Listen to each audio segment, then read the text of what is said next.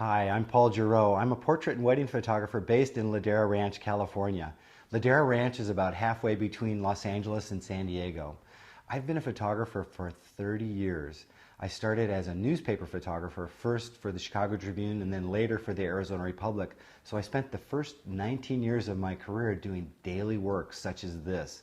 I captured presidents, I captured news events, I captured sports figures, I captured princesses and princes, and I captured Indiana Jones, and I've photographed thousands of assignments, made hundreds of thousands of exposures, if not millions of photographic exposures over the last 30 years.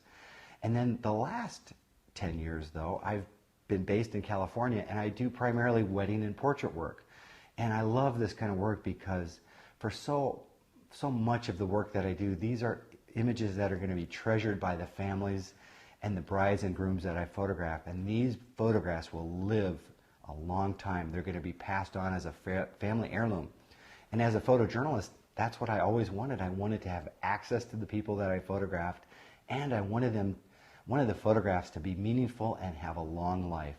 And now I feel like I've kind of blended the best of both worlds into weddings and portraits.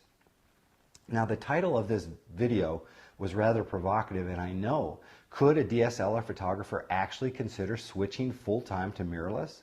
That's the $64,000 question. I don't really know. That's what I'm going to be on a journey for. And I wanted to tell you a little bit about this and a little bit about my background so you kind of know where I'm coming from.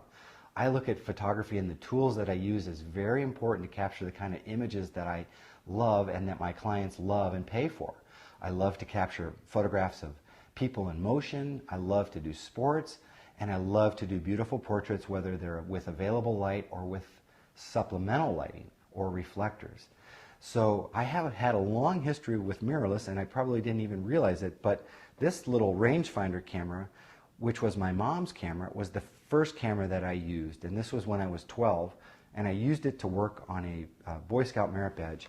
On the back of it is the scale for exposure that I used to calculate the exposure with Tri-X film, because there was no meter in the camera.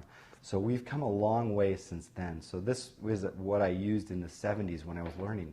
So I've always been kind of a 35mm photographer. I have shot bigger formats, large format a little bit, medium format quite a bit, but I've always gravitated towards 35mm size cameras because they really work with the way I like to capture life as it happens. This is a Canon Elan 7, which is a film camera, so that's the 24x36 size, and this lens is an 85mm 1.2L, a very, very good lens, and it's just a beautiful portrait lens, and I absolutely love it. And like a lot of Canon, Nikon, and maybe Sony photographers, I really knew about mirrorless, but I didn't really think about it as anything to look forward to, or even concern myself with, because after all, I've been always wanting a full-frame 35mm digital sensor. I always thought bigger was better, and I always thought that a full-frame sensor would give you a look like no other. Well, that's true. It does give you quite a look, and it's also, if you've tried to shoot video with a DSLR, it can be tricky, and I found it very frustrating. I mean, I'm shooting with a 5D Mark II here, but the camera's locked down, it's on a tripod, focus is set. To try to capture life as it happens is a little bit tricky, at least for me, doing video. Still's not a problem, but video's a little trickier. So mirrorless really wasn't on the horizon for me until the spring. And I was approached by an old friend who was testing some cameras for Samsung and wanted me to become a part of the test. And so they sent me a Samsung NX20 and a couple lenses, including this lens, which is an 85-1.4. It's a big lens. As you can see, it's almost as big as the 1.2L. The sensor is a little bit smaller than your full-size 35mm DSLR. It's an APS-C, so it's a little bit smaller, but it's still a large sensor. And it's a beautiful sensor. In fact, one of my favorite family photographs, which I'm going to show you on the video right now, was made with this camera and this lens earlier this year. It's one of my favorite family portraits that I made, and I just think it turned out beautifully. The client ordered an 11x17 of this, but I would have no problem making a 16x24, even a 20x30 of that, and that's a very common size for me.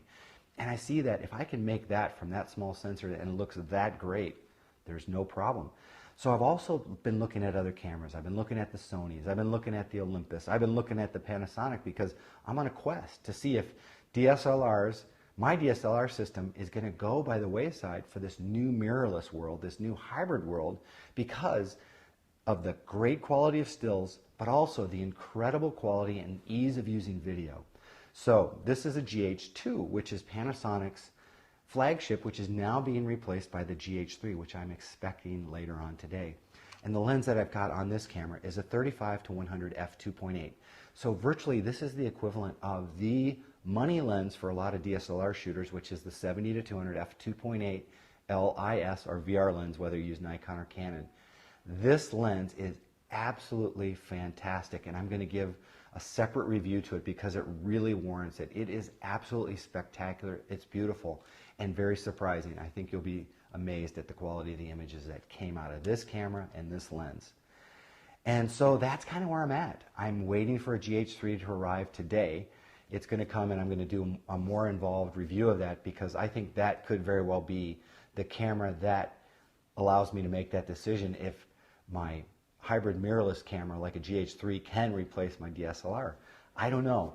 I invite you to come along for the ride and see for yourself what I discover, and I look forward to sharing those insights with you here on discovermirrorless.com. Be sure and subscribe to the link so that you don't miss any of the video posts from me and other folks like Will Crockett and other hybrid heroes here on discovermirrorless.com. So thanks so much. I look forward to sharing my news with you soon, and we'll talk to you later.